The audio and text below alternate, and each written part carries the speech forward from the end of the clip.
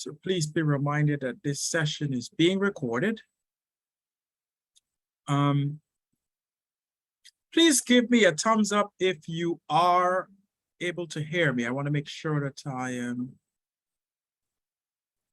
everyone can hear me clearly. So in the chat, if you can, please indicate to me if you are able to hear me loud and clear.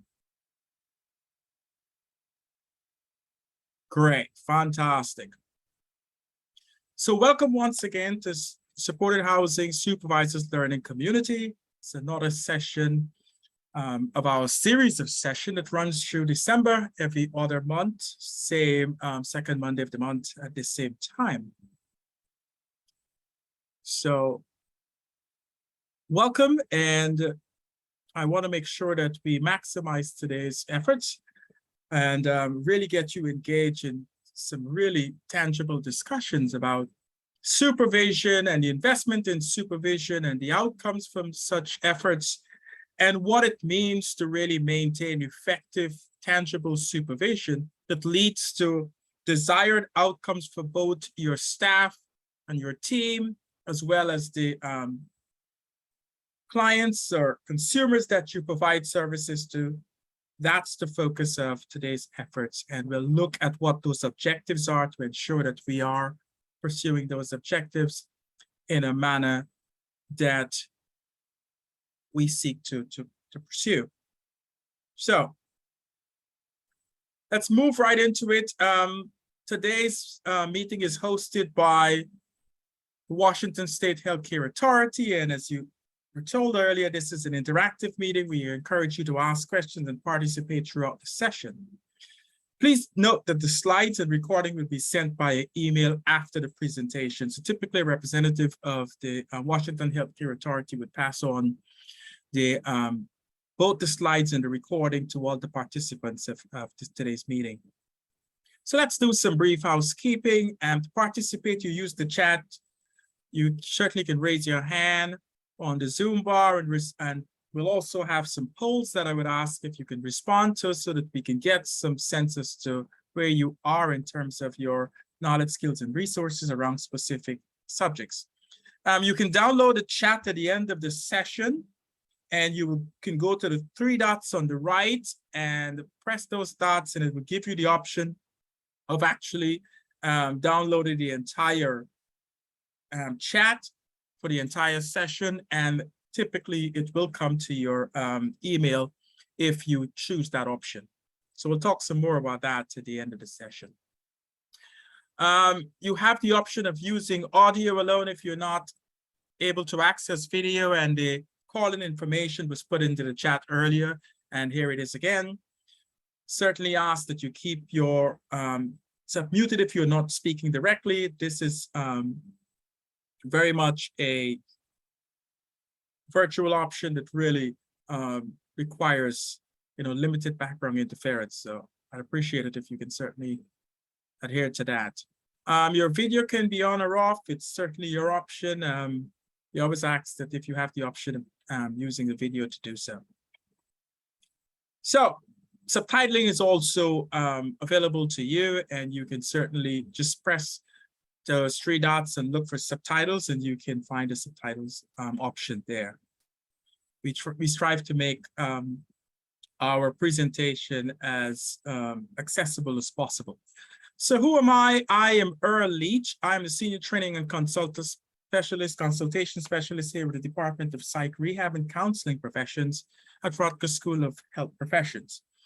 We are contracted by the Washington State DBR to provide both general training and consultation across your supported housing and supported employment program. And this learning community is specifically dedicated to supervisors within the supported housing FCS, which is the foundational community supports agencies, to really provide that opportunity for both peer engagement, learning from each other, and really focusing on subjects that are germane and nuanced to supervisors within the supported housing community.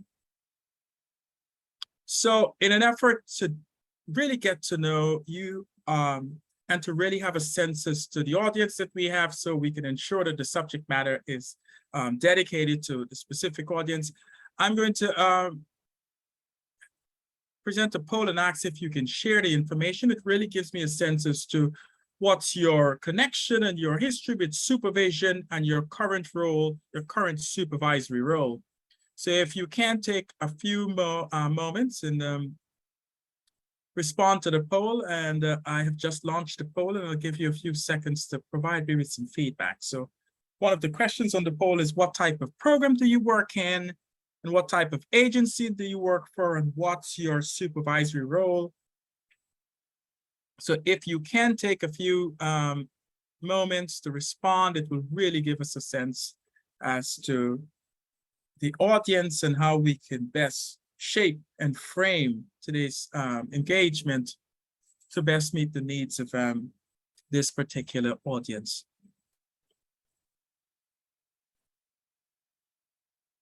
So I'll give it another 10 seconds. In the meantime, certainly, if you are able to, you can certainly tell me what area of Washington you work in as well. That would be helpful. But please take a few moments to respond to the poll questions. So we'll give it another 5 seconds in the interest of time, and then I will look at the results of the poll.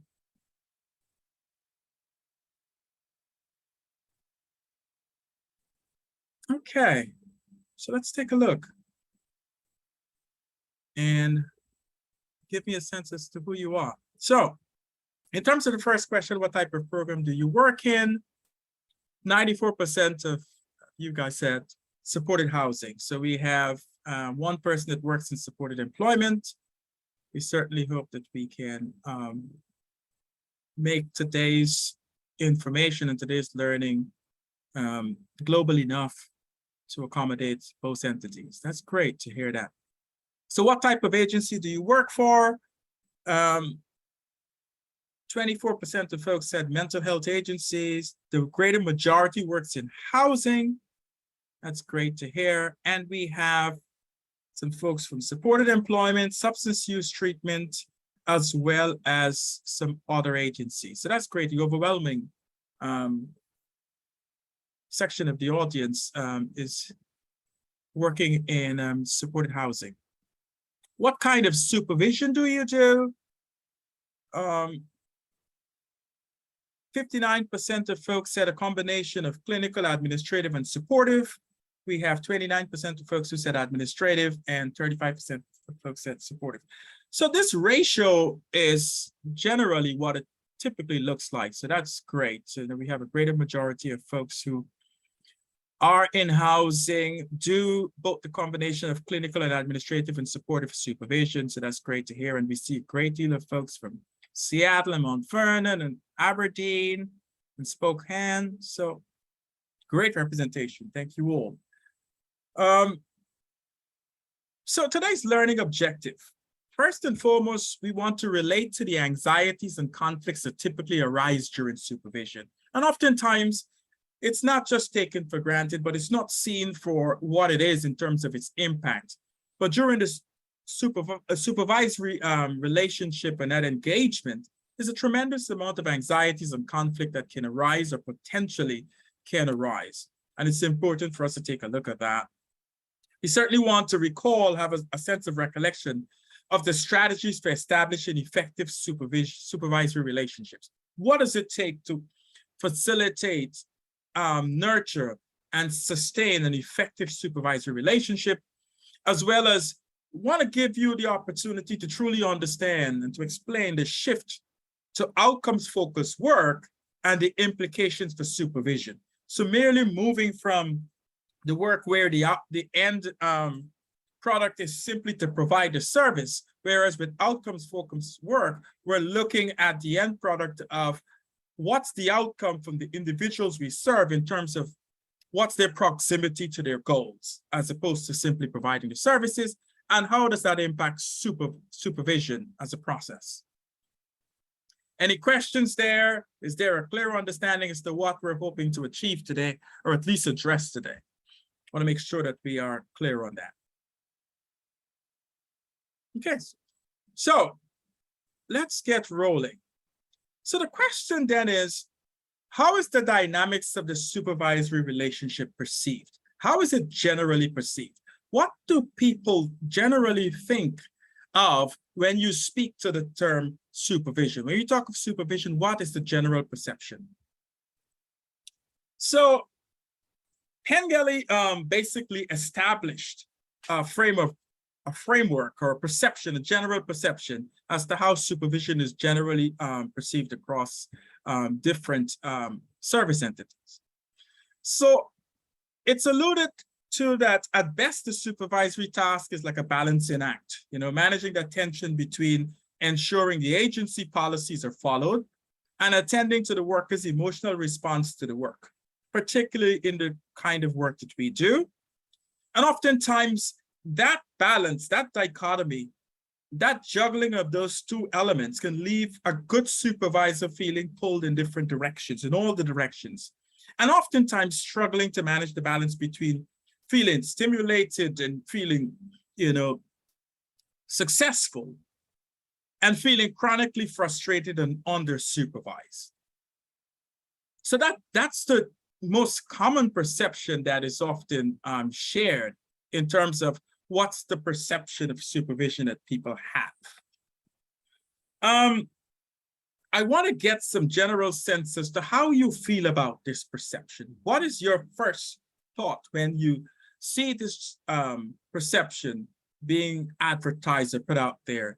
Is this generally how you feel about supervision? Is this a common perception? Is this a perception that you can see being common and oftentimes really reflective of how most people in the supervisory role feel? What are your thoughts?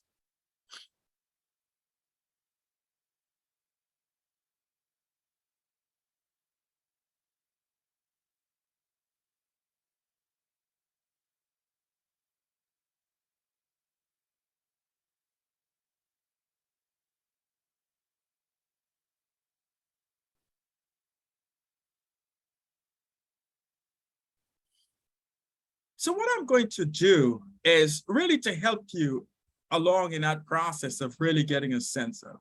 And Laurie says, I use supervision for brainstorming and checking in with staff to see that they're doing okay. Thank you, Laurie. That is probably the most common response. People say, listen, I use supervision, just kind of brainstorm and see where people are. And as we go along today, we'll see how that may impact the effectiveness of the supervisory relationship, because that's a very common approach people take to the supervisory process. So what I'm going to ask is that I'm going to give you some pointed questions to see where you are in terms of your perception of supervision, and then we can kind of look at this more succinctly. So I'm going to take the opportunity to, and Susan said, I use supervision for coaching and getting feedback. Right, very well, I appreciate that. So I'm going to ask you to respond once again to a poll that really is going to help us get a sense as to what's your perception of the supervisory relationship. So I'm going to launch the poll and ask if you can quickly just respond to some of the questions, very pointed questions, to give us hopefully a sense of what your general perceptions are, and then what your concrete, what your very specific responses are, and how that shapes your perception of supervision as a whole. So certainly if you can take a few seconds and answer the poll. And the first question of the poll is, I feel able to discuss my concerns with my supervisor openly. And as you'll see, those questions are really pointed, really asking you to dig deep and to get a sense as to how you really experience the supervisory relationship and how that really informs your general perception about supervision. So I'm going to give it another 5 seconds, and then we'll take a look at your responses and see if that really aligns with the general perception people have of supervision, or whether or not these questions change your general perception or help further inform you as to your general perception. So I'm going to close it in 2 seconds so that we can get some responses. So let's take a look at the results. So the first question is, I feel able to discuss my concerns with my supervisor openly. That's fantastic. 92% of you basically says, yes, you agree that you generally feel able to discuss your concerns with your supervisor in an open, receptive concept. Yet 2 folks are still uncertain as to whether or not that's true and germane to their situation. Do you feel that you and your work are adequately appreciated? 79% of folks says generally yes. 13% says no, they don't feel their work is generally appreciated. And we have 2 people who are say sometimes it is, sometimes it is. Very informative. My supervisor is a good role model and mentor and encourages me to reflect on my practice. Do you agree or not? 83% of you says, yes, you agree. Your supervisor is a good role model and mentor and encourage you to be reflective in your practice. That's great to hear. As my skills and confidence grow, my supervisors adopt supervision to take this into account. 71% of you said that's true. 13% said false. And another 17% say uncertain. So that's very informative. It lends itself to reflect that generally, most of you think you have good supervision, good role model and mentoring. You have an open communication with your supervisor. And as you grow and develop, your supervision is designed to reflect that progression. That is great news. So let's take a conscientious look at some other elements. And I know we talked about in the objective, really looking at the anxieties that exist within supervision relationship. What are those anxieties? How familiar are you with those anxieties? The reality is, while anxieties within the supervisory relationship is normal, its magnitude can affect performance and relationship at the supervisory and at the practice level. So despite the fact that it's common, the magnitude of it, how much anxiety exists within a relationship can really impact your performance, the performance of your supervisor, and the practice that you provide in terms of services to your consumers. So that's important to note. So the primary responsibility for identifying and reducing anxiety in the relationship is the responsibility of the supervisor. And that may come as another element where you say, Earl, are you kidding me? Are you adding another task to my plate? I already have too much. But yes, the reality is identifying the anxiety and moderating it or managing it is the primary responsibility of the supervisor, because you are the lead person. You are the person managing that relationship. And that's important for you to be aware of. So understanding as well the type of anxiety can help you truly get a better sense as to how to best manage those anxieties. So when we talk about the anticipatory anxieties, we're talking about a state of helplessness that is triggered by the individual's perceived inability to predict, control, and to obtain desired results in the context of upcoming events. What that means is when your supervision session lends itself to your supervisee being unable to predict what is going to happen consistently in supervision and how it is designed to reach the desired outcome, that creates an anxiety for the supervisee and in essence creates an anxiety within the relationship altogether. So that's the anticipatory anxiety. The approval anxiety, which is important to note, results from sometimes that zealous desire of the supervisee to be recognized and accepted by the supervisor. So when you have that supervisor that want to do everything to prove to you that they're, great and you have their approval and they have your approval, that creates a significant amount of anxiety, because it's that concept of that person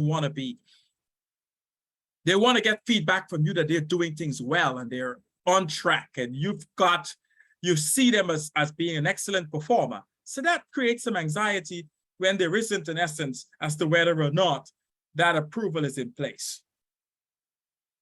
The dominance type of anxiety is a response to authority and the power inherent in the relationship. So there can be some anxiety, particularly for new supervisees, when they're not certain as to how, as a supervisor, you're going to wield that power that you have as a supervisor, and how that power sharing or that power wielding is going to impact them, their performance, their ratings at the end of the year, and whether or not they get from approval from you, as well as potentially good grades that reflect some kind of remuneration on their part, or an advancement or promotion. So those are some of the elements of the anxieties within supervision that you need to be aware of, you need to recognize. And you need to recognize the source of those anxieties. So oftentimes with supervisees, the things that bring anxiety, significant anxiety, is evaluation, unclear expectation, and conflicting roles. For the supervisor, it often lends itself to that anxiety around the differences in personal characteristics. Are you going to mesh well with your supervisee? Is there a good personality bond or complement? Whether or not you are trained well enough to manage the roles of that supervisor, and who is the role of the evaluator? In your role as an evaluator, the anxiety as to how that person is going to respond to your honest opinion about their performance, or your ability to impact their promotion or their moving to a new position because of your rating, can create some significant anxiety. So those are some of the concept of how you identify those anxieties and what they mean in terms of the relationship. Any questions there? Does that give you a greater sense as to when we talk about the inherent or the intrinsic anxieties in supervision? That's what we're talking about in terms of how that relationship is impacted by anticipation, by oftentimes a sense of who wields the power and how that power is going to be wielded and how they're going to get approval. So now that we know what those anxieties are, the question then is, how do you manage anxiety within the supervisory relationship? It's important to identify them and understand how to respond to them. In essence, supervisors can effectively manage both supervisees and their own anxiety levels by first understanding the role of anxiety in the supervisory relationship and cultivating an awareness of its influence. How does it influence the relationship? And then applying focus and intentional use of various tools to really measure the anxiety to determine how best to respond to that anxiety. So there are a number of tools that can be used to measure the level of anxiety within your supervisory relationship. And they're very intentional tools. So you can really look at some examples. We have the Anticipatory Supervisory anxiety scale. You have the role conflict and role ambiguity inventory, and the supervisor working alliance inventory. So these are some tools that we'll share with you that you can use as a supervisor. You can also share with your supervisee to help you both collectively and individually understand where your anxieties are in your current relationship, or to prepare you for new supervisory relationships and how to identify potential anxieties and how to manage them as they arrive. So these are some tools that you can use, and I'll share them with you as we move along to ensure that you have those in place that you can use in your own time to kind of help you get a better knack of where things are in terms of anxiety. Any questions there? Are any of you familiar with any of these tools that really measure anxiety rates and anxiety levels in supervision? Are any of these tools familiar? Have you ever seen these inventory or assessment tools?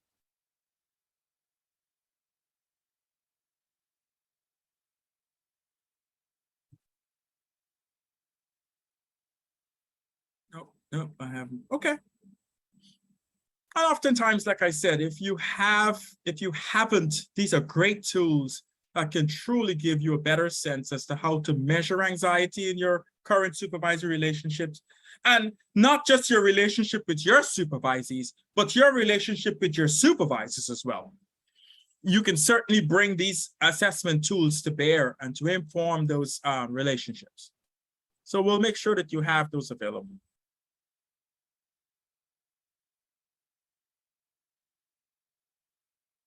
So how do we use those tools? And a great example, and I give you kind of a snapshot of the Anticipatory Supervisory Anxiety Scale.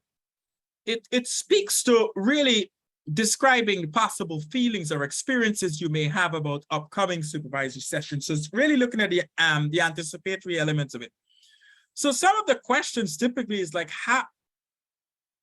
having difficulty focusing on what I will say to my supervisor, feeling my heart pounding before supervision, feeling self-conscious, feeling nervous,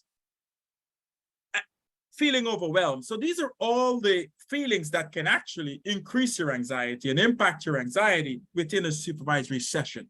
So these are just some of the questions that oftentimes we ask people to really give us a sense as to whether or not these are true.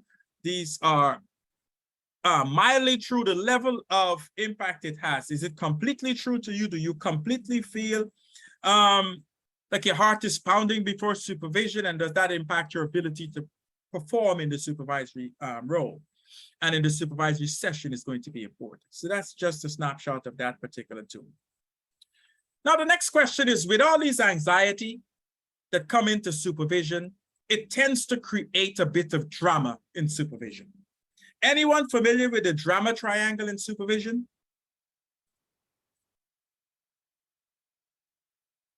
And the drama triangle in supervision has been around since the 1960s.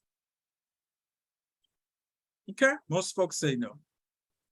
It is a model of dysfunctional social interaction, and it illustrates the power game that three roles play in the supervisory relationship. And we'll talk some more about that. Because of all the things I want you to leave here with is understanding this drama triangle and how you may be contributing to it, unconsciously or consciously.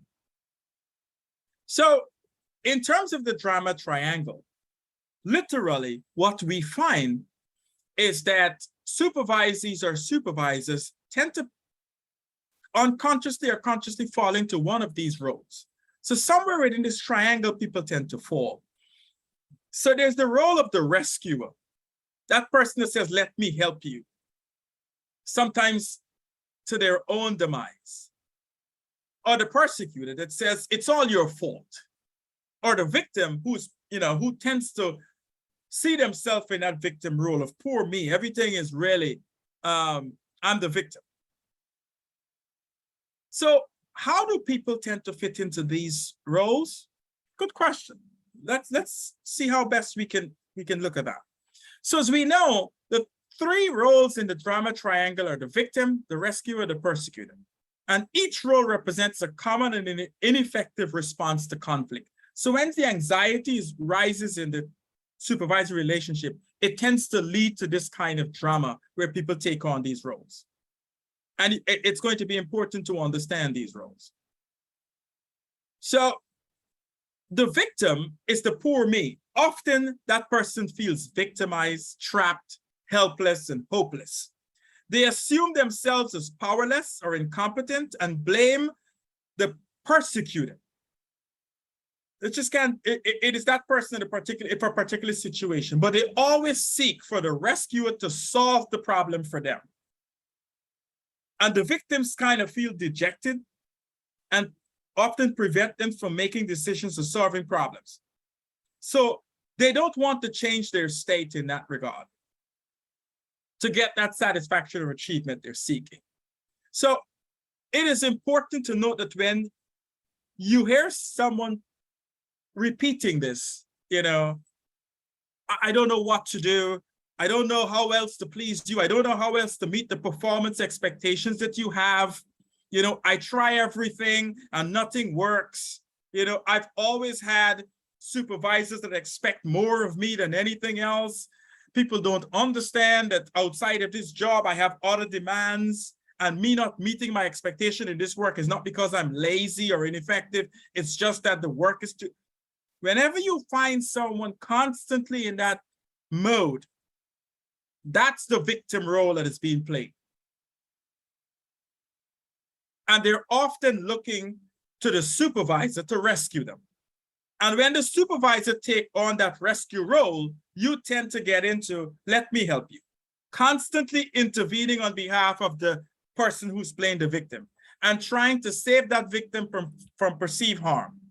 Despite good intentions to help, you can often fail to realize that offering short-term fixes to that person can keep that person dependent and neglecting their own needs.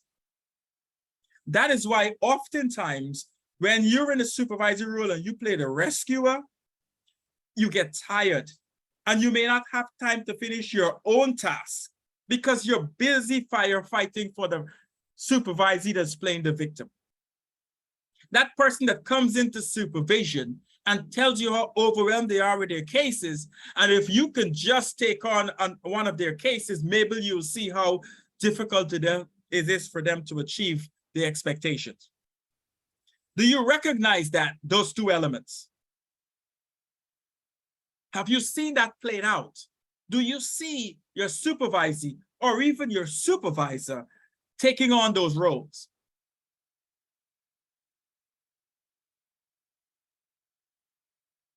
And then we have the role of the persecutor, that person that blames it all on the supervising.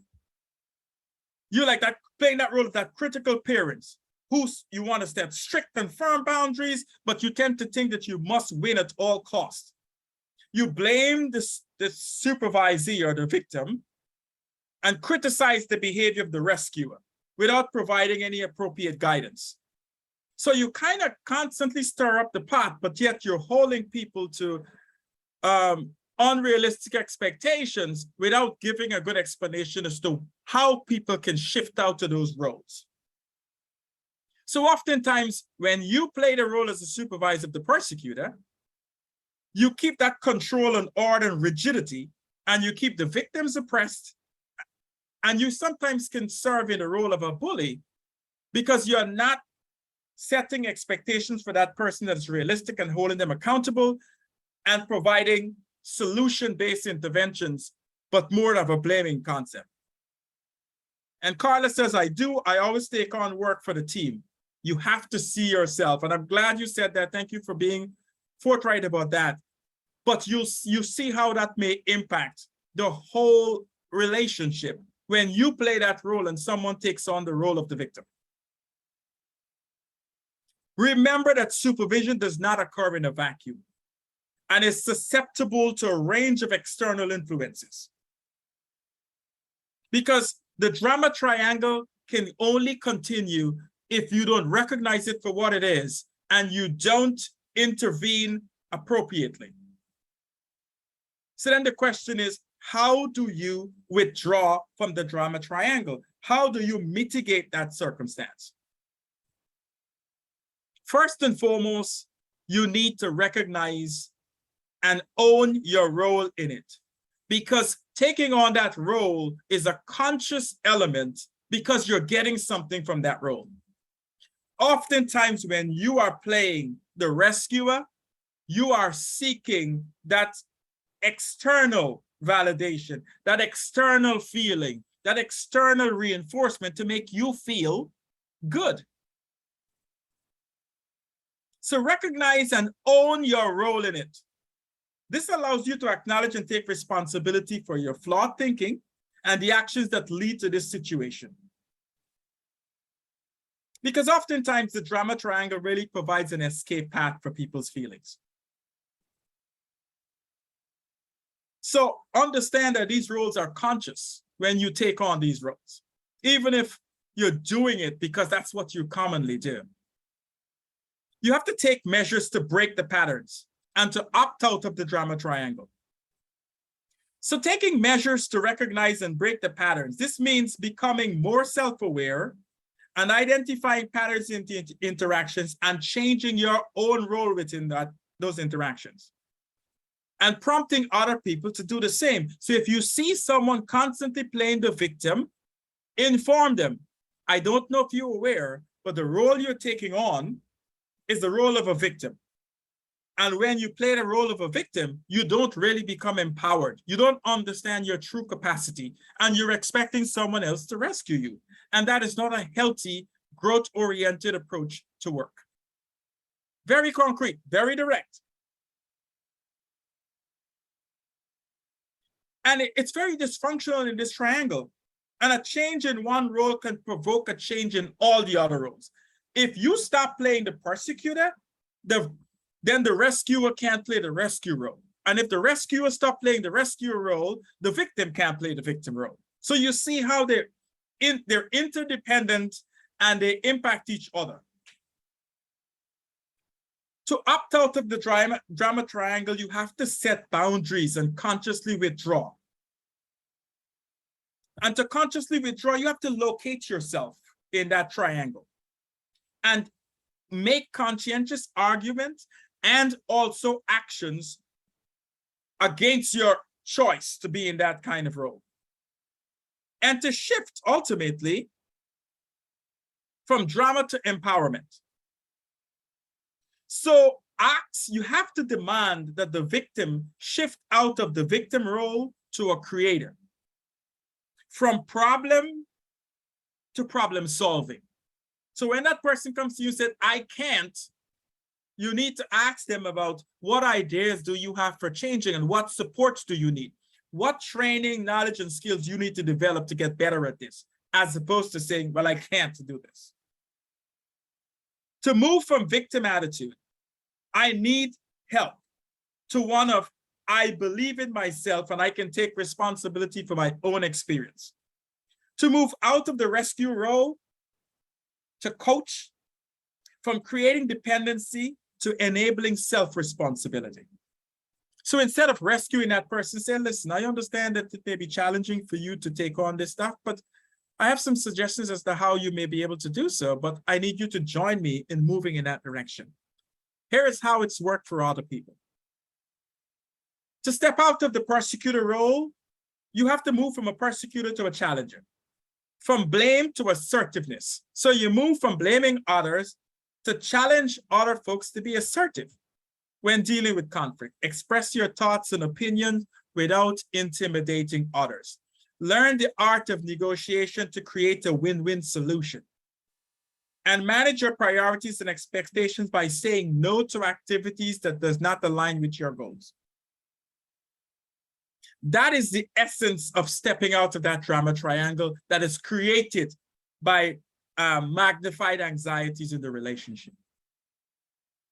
So I suggest strongly that you really take some time and read up on the drama triangle and understand where you are in that element, and to see whether or not you're practicing the steps that will help get you out of that circumstance and out of that drama.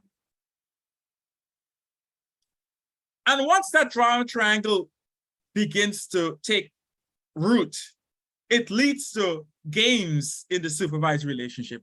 And believe you me, I know this may come as a surprise to you, both supervisees and supervisors play games. And Carla says, I use this process to shift from a team member victim to empowerment.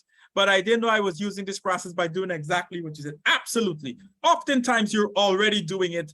I'm just lending a name and a title to it so you understand it and you can share it with your supervisee. So what games do supervisees play?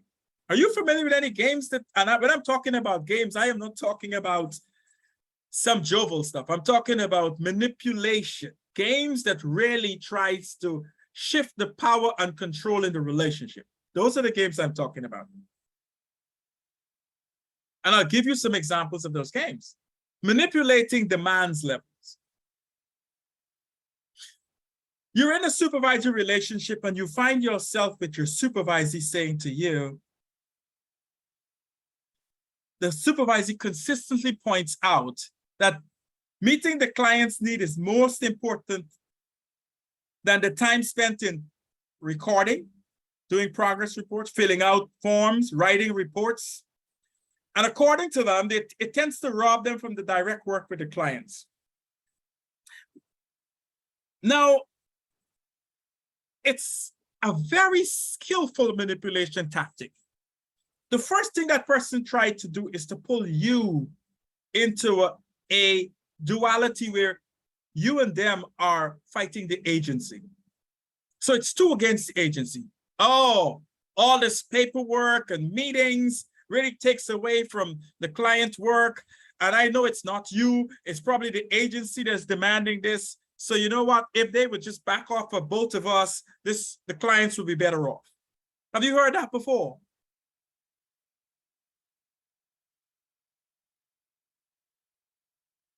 If you've heard that, it's a game. If you find consistently you're hearing that from a person, understand it's a game. Laurie says yes. That's one of the greatest games that people, the most common game. Two against the agency. Then there is seducing for subversion. And I'm sure it kind of lends itself to something, but I want you to understand what that means. The principal ploy of seduction by flattery. The supervisor that you have is full of praise. Oh, you're the best supervisor I ever had. I don't know what I would do without you. I've never had someone who is so responsive to my feelings. You know, you truly understand that work is not your whole life. You start getting that kind of stuff. And before you know it, you start realizing that it's a game of emotional blackmail. Because it's the supervisor, you find yourself incapable of holding that person to legitimate demands because you're afraid they're going to take away all that praise. And before you know it, you're caught up in a seductive relationship, and that person is constantly feeding you all this great stuff so that you don't hold them to standard, because they're basically saying, I want you to know that I like you above everybody else, so you can't then do anything that is going to make me feel bad or make me feel stressed. And before you know it, you start feeding into that. You have to be very conscientious of that. That's a game. And there's some other games. Redefining the relationship. A classic one is treat me, don't beat me. What that means is that your supervisor would rather expose himself than his work. So it's the slick supervisor that is going to come to you and say, okay, I know I haven't done my assignments. I know I didn't bring the case record. And they give you a long list of all the things they know they haven't done. But then they tell you, well, I haven't done that because, you know, my life at home is difficult, or I couldn't get my car broke, a litany of excuses. But they're trying to make sure that they tell you all the things that they haven't done before you bring it up. So basically what they're trying to do is the supervisor tries to get a payoff in softening the work demands. So basically they're saying to you, well, you know I have all these problems, so you shouldn't expect me to meet the expectation of this job. Yes, Haley, and Haley asks, can these happen unintentionally? Absolutely. I think more often than not, it happens unintentionally because the person is grown accustomed to doing it and getting the rewards from it without recognizing what it is. Because oftentimes it plays out in other aspects of their life. The same kind of dynamic plays out. They just bring it to supervision. Or they try to establish a friendly relationship with you beyond the supervisory role, and then that friendship is supposed to ease your setting expectations or evaluating them on merit. Well, evaluation is not for friends because we're friends, you know, we're cool. You know, you shouldn't tell me that I'm not meeting the expectations. I shouldn't have to meet all the caseload expectations because, hey, I've got a lot going on. So you should be able to let me, you know, give me a break on that one. Reducing the power disparity. This is important. This one is important for you to know. When the person is telling you like it is, supervisor comes into your office before supervision or during supervision and starts to really, oftentimes it can be a case where the person is using profanity or speaking to you in a manner in which they know makes you uncomfortable. And then they look to see signs of you being uncomfortable. Because once you are uncomfortable and you feel taken aback by the way in which they're speaking to you, then the power has shifted. Because anytime you respond, they easily think that you're then acting as though you're responding to their tone as opposed to their role. So you have to be very conscientious of that. So if you respond to that kind of tone with discomfort or you lose your composure, you have already forfeited some amount of control to the supervisor. Because what that person has done is basically established a position where they can always put you on your back foot, so to speak, by changing the tone and the language they use in supervision to intimidate you. And if you never hold them accountable by saying, hold on a minute, let me make this very clear. That language and that tone is unacceptable and inappropriate in this forum. I am your supervisor. You and I have a relationship of mutual respect. I expect you to conduct yourself professionally and appropriately. If you have a conflict or a disagreement with me, I expect that you will handle it in a professional manner. But you cannot come into supervision using profanity and expect me to respond with fear or intimidation, because that's not going to happen. That is not appropriate for this environment. You set that expectation very clear, changes the dynamics, because you can make them recognize you cannot take the power from me unless I relinquish it to you. So those are some of the games that are played by supervisees, and there's a litany of those games. But I want to quickly get into some of the games that supervisors play.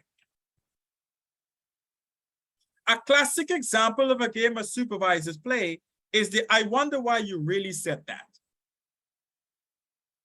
And I don't know if you've ever said that before or heard someone say that in supervision, but this is a game of redefining honest disagreement.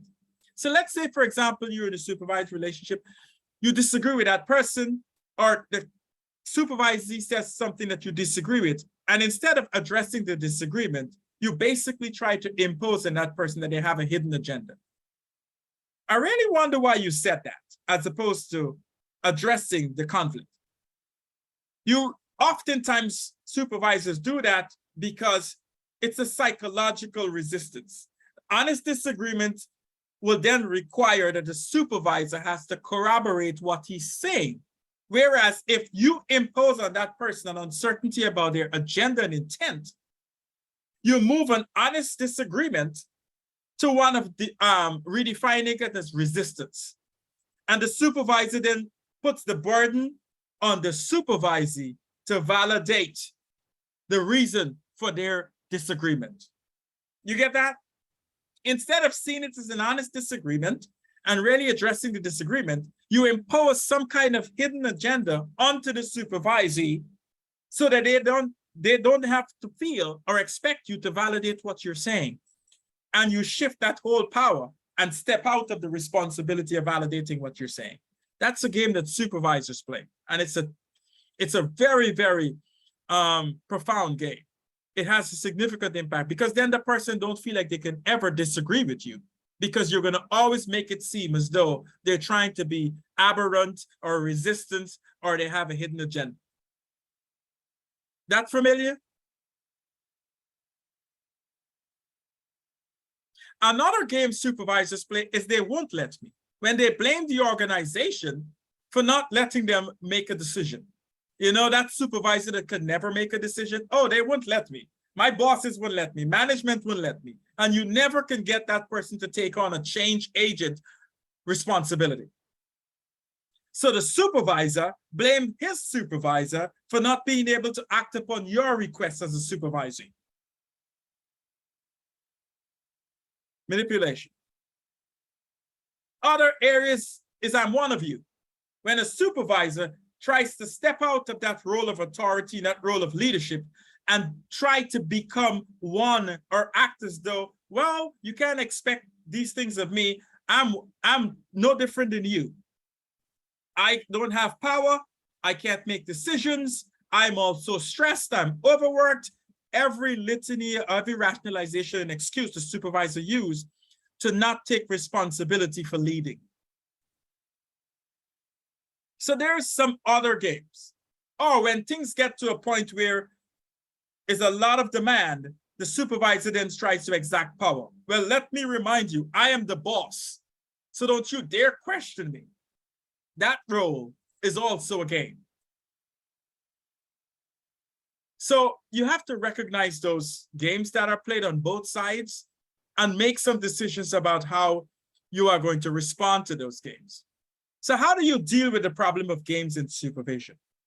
Recognize your reason for engaging in those games, because you always have a reason. There's a benefit, there's a takeaway. Forfeit the self-advantages.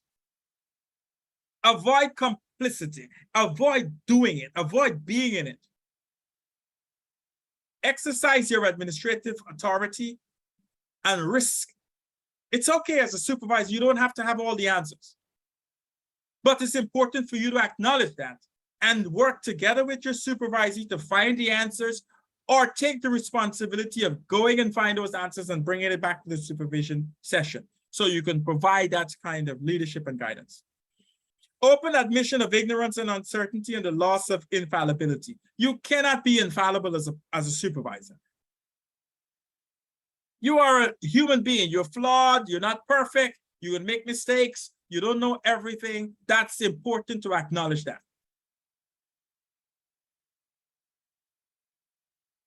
So that's how you take on the role of eliminating those games from the supervisory relationship. What's important to note is that if you are a supervisor and have complaints about the supervisee, your first order of business is to look first to yourself and then consult with an experienced supervisor. Don't look first at that person to blame them for where things are. Look first at yourself and ask yourself, are you equipped? Are you competent? Are you doing what you need to do? And if you're uncertain about that, seek supervision to help you understand that status or that state of where you're in and how you can better manage your supervisory relationship. So I quickly want to run through some of the things that are important to establishing and maintaining an effective supervisory relationship. Developing an effective relationship with the supervisor. Remove the games, honesty, authenticity, mutual learning, understand your role as a supervisor, provide that leadership. Establish a supervision agreement and contract so everybody knows what is expected and what you need to do in that process. Personal and professional development. You as a supervisor, it is your responsibility to get training in supervision and become competent as a supervisor. Your lack of competence is not basically a task that should be your supervisee to fill. It is your task to manage. Provide the emotional support needed by your supervisee and get emotional support for yourself from your supervisor. Promote reflection and critical thinking in your supervision. Discuss with your supervisee, how are they managing their emotions around the job they do? Self-care, resilience building, skill development, training. Managing performance and challenge in practice.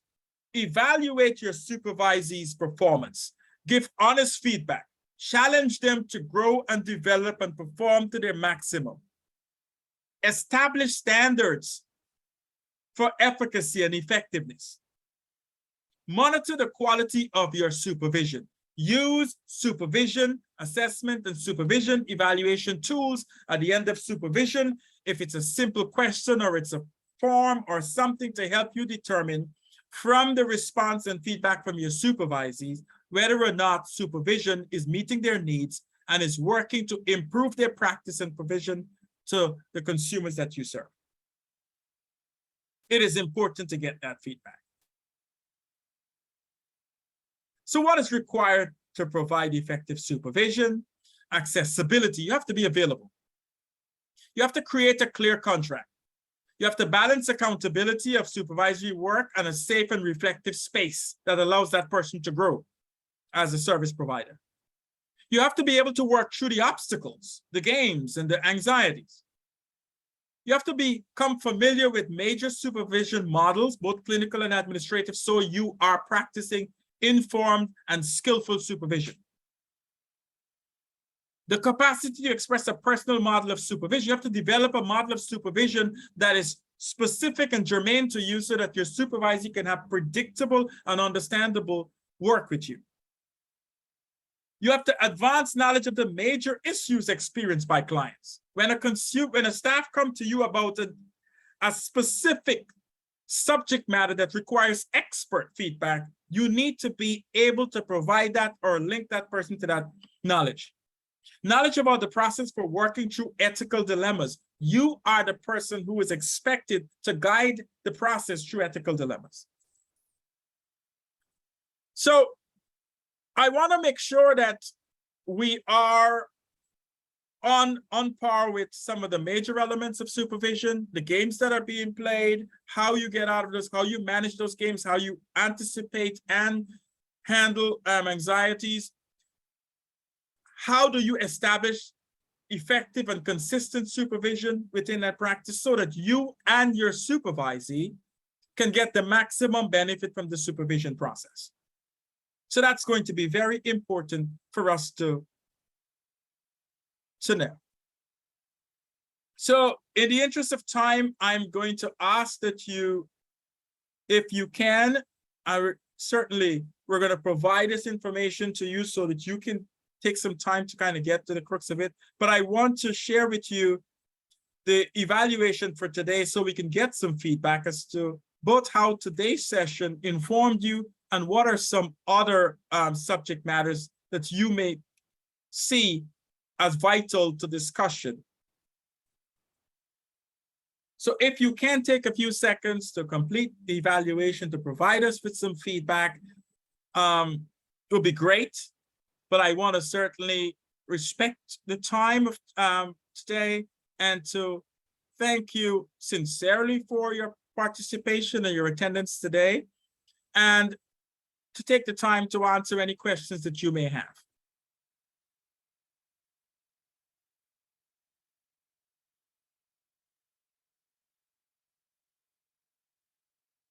You're most welcome, Haley, and thank you, Juan.